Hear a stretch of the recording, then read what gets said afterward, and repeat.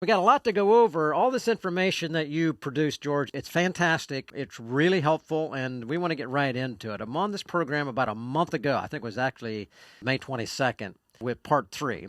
We looked at your research at that point that tended to confirm that there was no moral rudder, so to speak, in America, and that was because there was a rejection of God and absolute truth. But here now, in this next segment, you've gone a little bit deeper. One of the things you say in the report is this, quote, "Our nation is facing a potential moral freefall unthinkable to earlier generations," end quote. And then you go on and you say this, quote, "Today, Americans are drawing very different moral lines than did previous generations," end quote.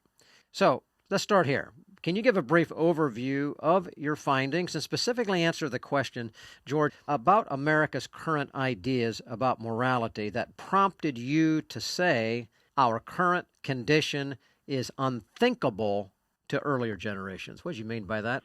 Yeah, as I look over the whole body of research that we've been doing here about worldview, we look at the fact that only 3 out of 10 say that the purpose for life is to know, love, and serve God. We look at the fact that 8 out of 10 do not believe that success has anything to do with consistent obedience to God.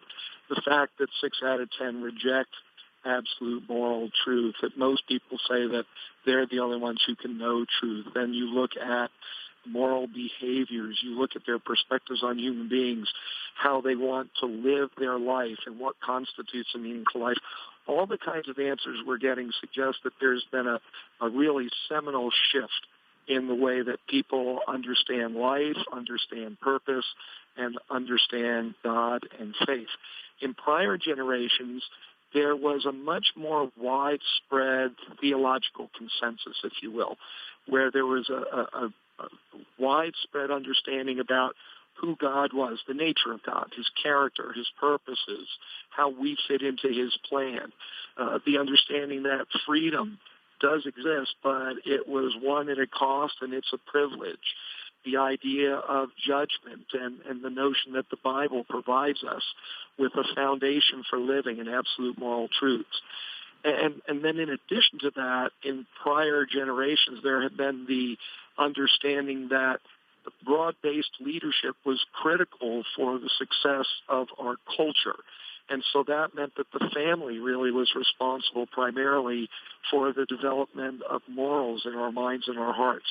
The church was responsible for teaching those foundations so that we had deeper spirituality. The government played a role, and that was to craft laws that coincided with what morality has been defined to be. And then the schools and even businesses had a role in terms of the demonstration and the profession of ethics and morality in practice. But today, it's a completely different setting. We've got a theological free-for-all that's taking place where there's no sense that we can go back to the Bible and understand basic theological tenets, but instead there's kind of a debate about whether or not God exists, if he does, who he is. There are debates about the meaning of humanity, the existence of sin, the existence of eternal life, the source of truth, the definition of success. All of these things in our culture now are up for grabs. Would our predecessors have foreseen that kind of theological free-for-all and the debris that comes from that conflict that's been taking place? Certainly not. I mean, they would never have predicted the curtailment of free speech in America, the curtailment of freedom of religion in America, the extreme demise of the family, the rise of Marxism and postmodernism, or the popularity of socialism. They would have laughed at all of that and said that couldn't take place here. In other countries, certainly, but not in America.